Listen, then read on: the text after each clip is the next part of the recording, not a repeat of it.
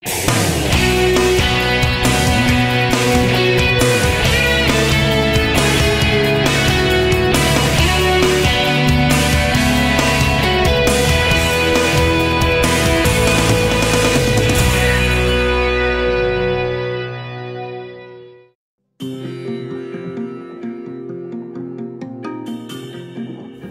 kinerja pemerintah daerah atau disebut PKPDPU bidang penataan ruang merupakan salah satu bentuk pembinaan pemerintah melalui Direktorat Jenderal Penataan Ruang sebagai upaya mendorong pemerintah daerah untuk terus meningkatkan kualitas pelayanan kepada masyarakat serta sebagai bentuk apresiasi kepada pemerintah daerah yang telah menunjukkan komitmen dan prestasinya dalam penyelenggaraan penataan ruang daerah.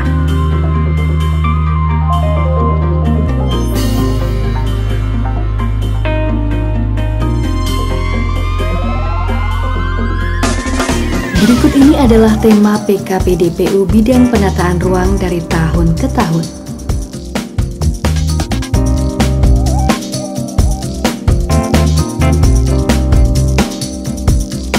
Pada tahun 2014, PKPDPU mengusung tema pengendalian pemanfaatan ruang daerah.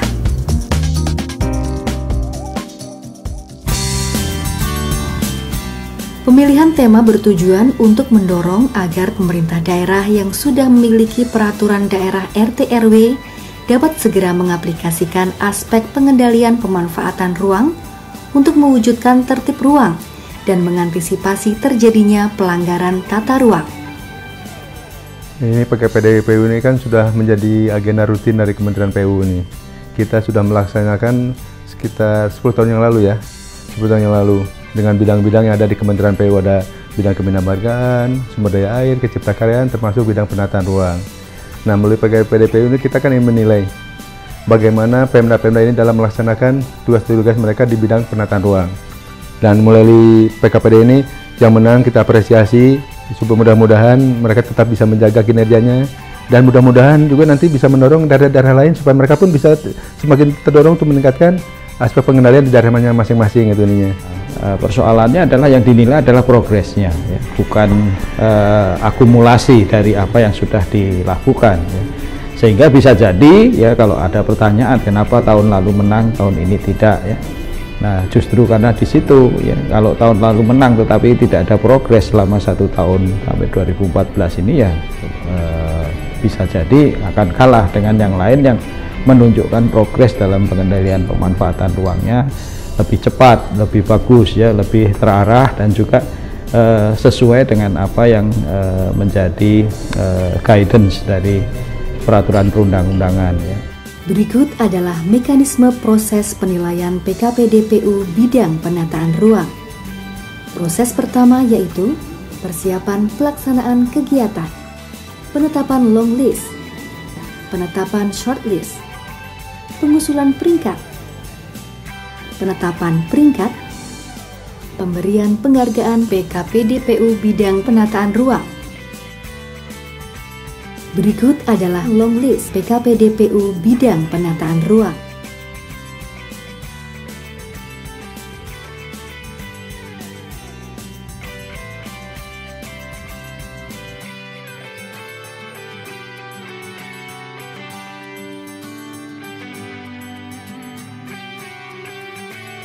Setelah tim juri PKPDPU bidang penataan ruang melakukan evaluasi dan penjurian langsung ke lapangan, tim juri memutuskan 15 shortlist nominator pemenang.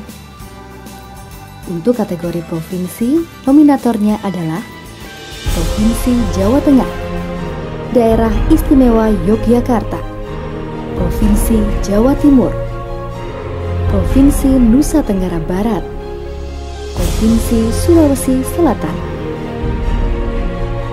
Pemenang PKPDPU bidang penataan ruang kategori provinsi tahun 2014 adalah pemenang ketiga, Daerah Istimewa Yogyakarta.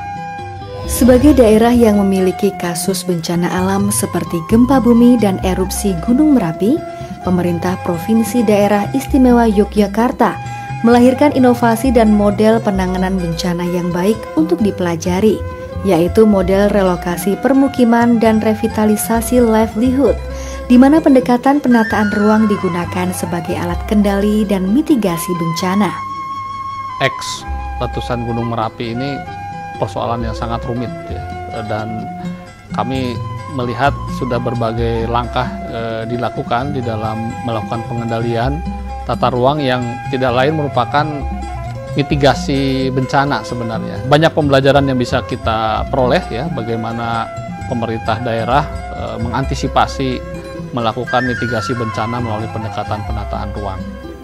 Daerah Istimewa Yogyakarta juga memiliki pengaturan lalu lintas untuk mengurangi overcarrying capacity pada kawasan pusat kota. Selain itu, Daerah Istimewa Yogyakarta juga melakukan pengendalian tata ruang dengan pengelolaan kawasan daerah aliran sungai dengan melalui pendekatan-pendekatan yang disesuaikan dengan kultur masyarakatnya. Kami pada waktu itu menerjuni di Kali Cote. Bagaimana mengubah masyarakat, di mana masyarakat ini ternyata punya pengertian bahwa sungai ini tempat buangan apapun. Tapi harus bisa saya ubah. Rumah yang menghadap Kali Cote itu adalah ruang tamu, bukan dapur. Sehingga tidak ada orang berani buang sampah maupun buang air kecil, apalagi air besar. Justru sekarang Cote itu jauh lebih bersih. Di sana dipasangin lampu jalan dengan tanaman bougainville. Dia merasakan manfaat, terjadi perubahan. Pemenang kedua, Provinsi Jawa Tengah. Dengan kepemimpinan yang tegas dan visioner, pemerintah Provinsi Jawa Tengah memiliki pendekatan yang cukup inovatif dan aktif kepada masyarakatnya, serta jajaran Pemda di bawahnya. Sehingga fungsi provinsi untuk menjadi pendorong upaya pengendalian tata ruang telah dilaksanakan dengan prima, dengan tingkat pemahaman spasial yang bagus. Kalau dilihat dari pengendalian penataan ruang, memang ada beberapa pelanggaran ya, seperti kasus pabrik semen misalnya, kasus pembangunan kawasan kampung apung di Rawapening, dan juga investasi pembangkit listrik tenaga uap di Batang. 3 kasus ini menurut saya cukup serius di dalam menguji apakah kepemimpinan gubernur yang baru Pak Ganjar Pranowo itu akan mampu mengendalikan tata ruang dengan konsisten. Pemerintah Provinsi Jawa Tengah juga telah melakukan upaya pengendalian terhadap berbagai persoalan pemanfaatan ruang dengan pendekatan partisipatori yang melibatkan elemen-elemen masyarakat dalam prosesnya. Sebenarnya yang paling bagus adalah mengajak bicara teman-teman Bupati Wali Kota. Sehingga kalau kita bisa mengajak bicara, kita duduk bersama, pemahaman itu akan satu. Begitu pemahaman itu satu, perencanaannya akan satu. Nah, pada saat itulah keputusan yang diambil ini, mau tidak mau, suka tidak suka, harus dilakukan sosialisasi. Maka partisipasi masyarakat mesti diikutsertakan. Maka kalau itu sudah terjadi, visualnya orang bisa melihat, orang sudah akan mengetahui, memahami, kelak kemudian hari di sini akan dibangun ini, di sini hanya boleh untuk itu, di sini harus dilakukan itu. Maka pada saat itulah harmoni ini bisa kita tata bersama-sama. Selain itu, pemerintah Provinsi Jawa Tengah juga telah melakukan upaya optimal terhadap lahan-lahan produktif pertanian untuk dipertahankan sebagai kawasan lahan pertanian berkelanjutan. Pemenang pertama, Provinsi Jawa Timur.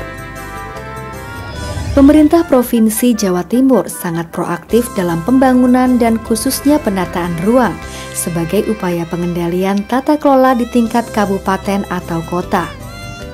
Tercatat 37 dari 38 kabupaten atau kota telah menetapkan RT RW dan 23 diantaranya telah menyusun RDTR.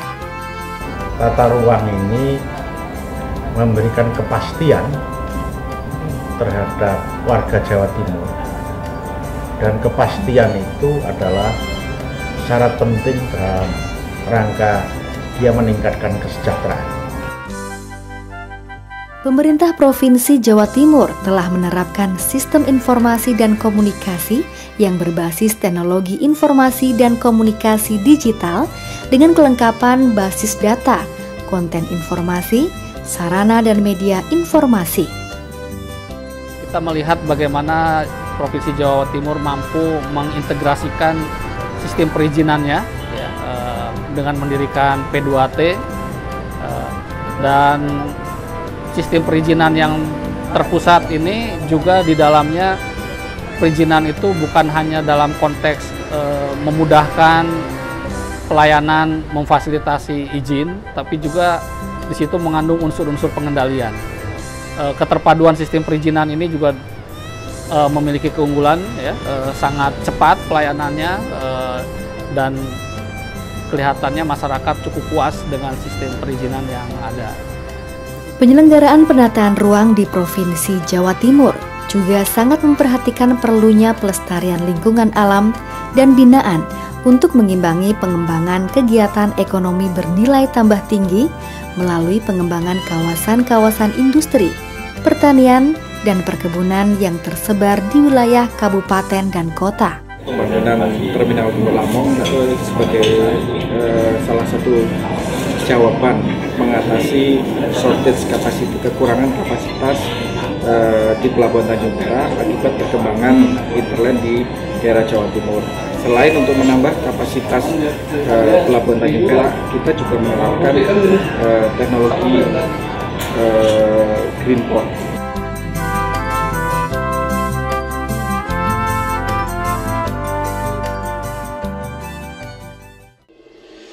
Pemenang kategori kabupaten nominatornya adalah Kabupaten Bangka, Kabupaten Jepara, Kabupaten Sumbawa, Kabupaten Maros, Kabupaten Banyuwangi.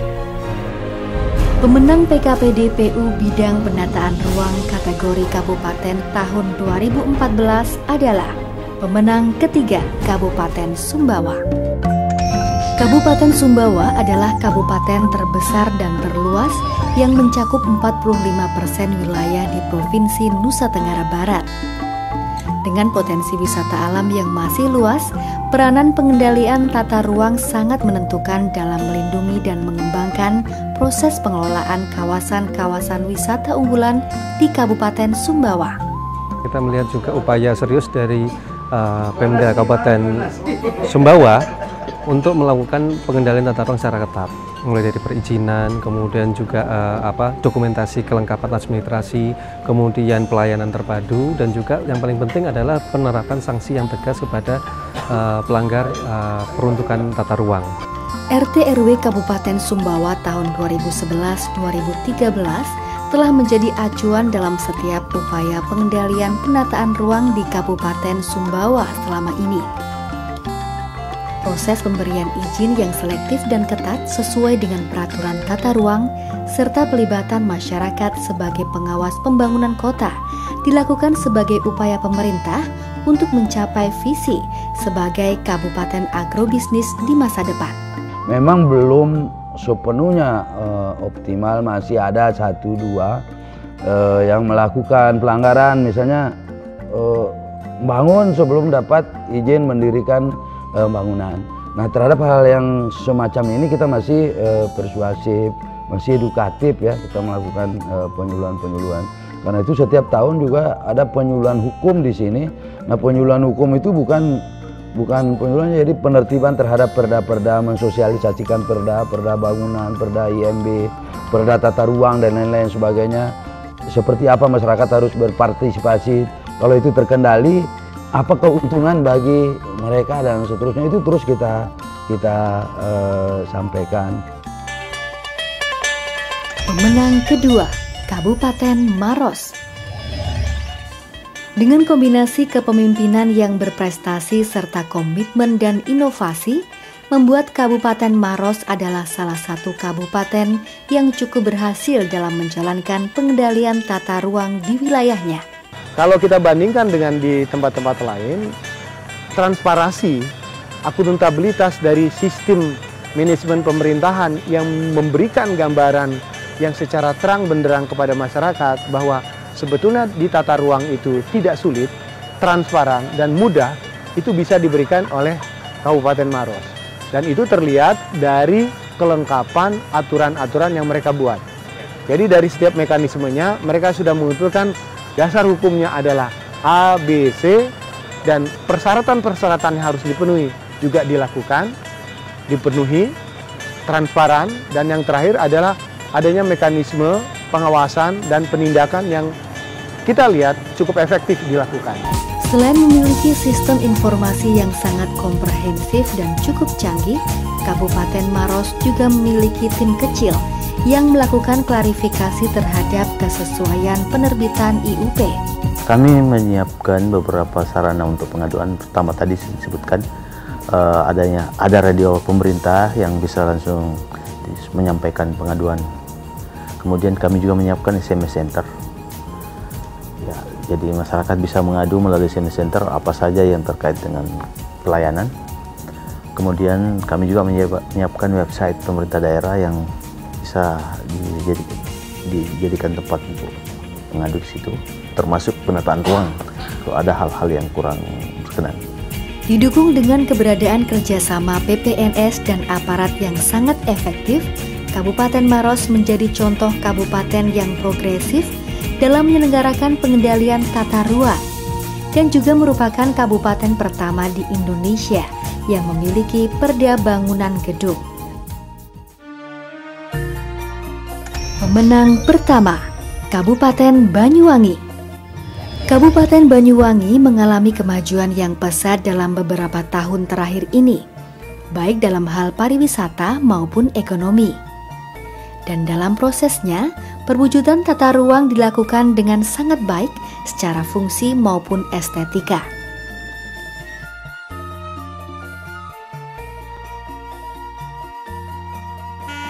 Pengendalian tata ruang tidak semata-mata dilakukan untuk memenuhi aspek keberlanjutan kota dan wilayah, namun juga untuk memberi sentuhan karakter dan estetika lingkungan binaan. Pemanfaatan potensi alam untuk pariwisata, Banyuwangi termasuk yang mampu mengembangkan potensi-potensi pariwisata dan mengendalikan kemungkinan penyalahgunaan peruntukan ruang yang tidak sesuai dengan fungsinya. Seperti kemarin yang kita sudah saksikan itu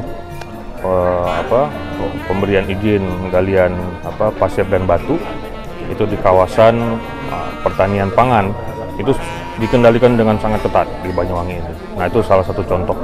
Tantangannya adalah masyarakat ini ada kecenderungan kalau pemerintah ini tidak konsisten melaksanakan ini, maka akan kecenderungan dilanggar. Oleh karena itu pemerintah daerah membentuk tim. Jadi tim untuk pengendalian kawasan-kawasan strategis ini, dan ini kami menginstruksikan dalam 1 minggu 3 hari ini untuk memantau kawasan-kawasan strategis ini agar supaya bisa dikendalikan sesuai dengan peraturan bupati. Terhadap terjadinya pelanggaran-pelanggaran yang sudah terjadi, itu akan langsung dilakukan tindakan, terutama tindakan oleh langsung yang mempunyai peran di sini adalah penyidik, dalam hal ini penegak perda. Penegak perda di sini ada Satpol PP di sana yang akan melakukan tindakan terhadap pelanggar-pelanggaran itu sendiri. Pemenang kategori kota nominatornya adalah Kota Medan, Kota Bogor, Kota Pekalongan, Kota Balikpapan, Kota Bitung. Pemenang PKPD PU bidang penataan ruang kategori kota tahun 2014 adalah pemenang ketiga, Kota Bitung. Kota Bitung memiliki perairan yang ideal sebagai kota maritim dan kawasan ekonomi khusus, dan secara spesifik berbasis ekonomi perikanan, sehingga memiliki minapolitan dan industri pengolahan perikanan besar untuk ekspor. Kota ini juga memiliki landform yang sangat unik, mulai dari kawasan seascape hingga mountainous area, sehingga memiliki peluang untuk dikembangkan menjadi kota wisata. Pelaksanaan pengendalian tata ruang di Kota Bitung sangat ditunjang dengan kesadaran yang sangat tinggi dari level pimpinan atas, birokrat, aparat wilayah seperti camat dan lurah, sampai dengan masyarakat umum, sehingga siap menyongsong perkembangan kota ke depan dengan berbagai fungsi yang ditetapkan oleh pusat seperti KSN, KEK, KAPET, KSP, hutan lindung, dan sebagainya. Kita sudah melihat, sudah ada upaya-upaya menuju pengendalian yang optimal yang telah dilakukan di Bitung dan mempersiapkan diri mereka menuju kota internasional dan kota pelabuhan yang tentunya diharapkan upaya-upaya pengendalian harus dilakukan dengan optimal karena kita harus mempersiapkan masa depan yang lebih baik. Selain memiliki masyarakat yang cenderung tertib dan aktif dalam menjaga kelestarian dan kebersihan kota, pengelolaan sampah kota juga telah didukung oleh warga kota melalui unit-unit bank sampah yang tersebar di kelurahan, sekolah, dan pasar juga memiliki TPA terpadu dengan sistem sanitary landfill. Penyusunan RDTRK yang sudah selesai draftnya untuk 7 dari 8 kecamatan yang ada pada tahun depan akan sama-sama diperdakan dalam satu perda termasuk peraturan zonasinya. Kota Bitung adalah kota maritim dan kota bahari. Saya kira semua perencanaan sesuai visi misi kami, tentu kami akan jalankan dengan aparat yang terkait yang membidangi masing-masing tugas supaya benar-benar ke depan masalah penataan ruang ini akan lebih baik daripada kondisi saat sekarang ini. Pemenang kedua, Kota Pekalongan. Sebagai daerah yang memiliki potensi yang besar dalam bidang industri tekstil dan garmen, Kota Pekalongan telah melibatkan penggunaan teknologi informasi dan komunikasi yang efektif dalam menyelenggarakan tata kelola kota yang baik. Didukung oleh sumber daya manusia yang muda dan kreatif, pemerintah Kota Pekalongan telah menjalankan fungsi manajerial dengan sangat bagus, dengan sistem yang sudah tersusun dengan bagus pula, sehingga Kota Pekalongan dapat secara konsisten melaksanakan pengendalian penataan ruangnya.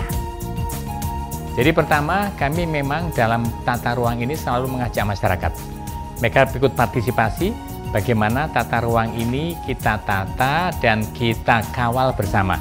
Kami punya kelembagaan yang ada pada level kelurahan. Bahkan kita punya dokumen pembangunan kelurahan.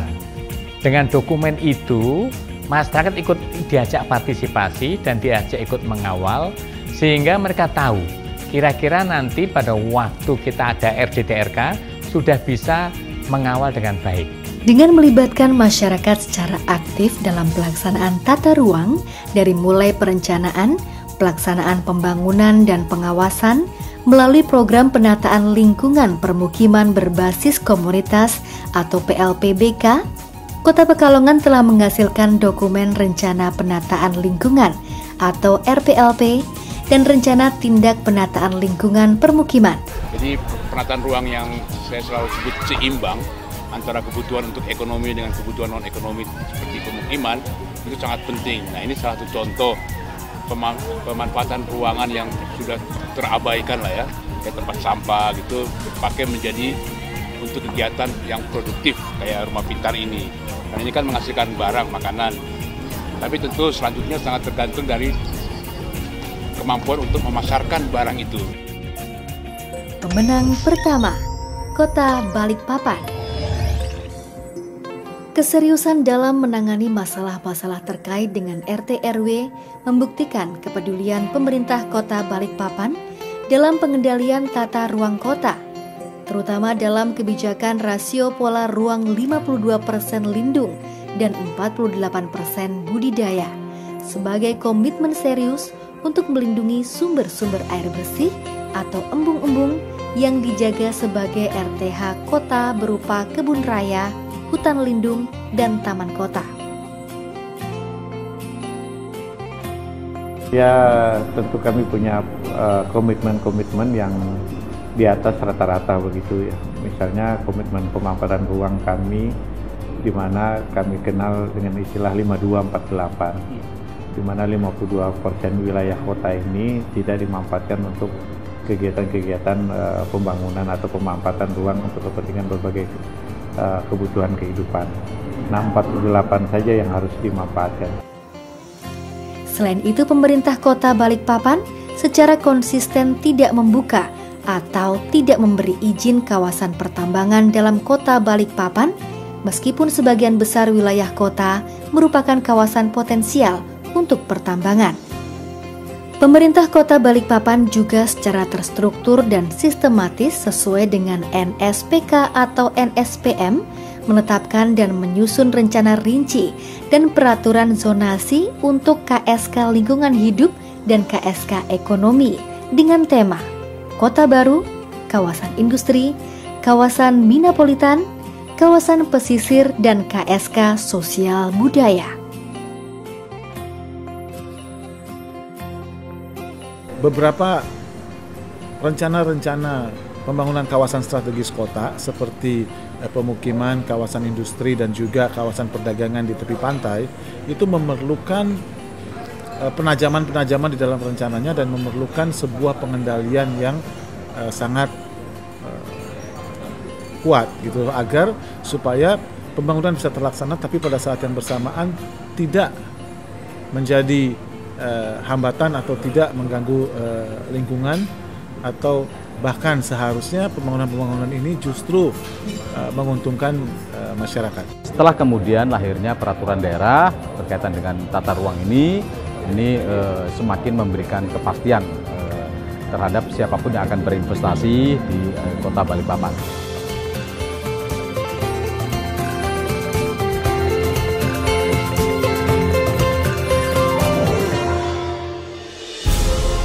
Dengan diselenggarakannya PKPD-PU bidang penataan ruang tahun 2014 ini, diharapkan pemerintah daerah untuk lebih termotivasi bekerja lebih baik, lebih kreatif, dan lebih inovatif dalam penyelenggaraan penataan ruang di daerahnya masing-masing.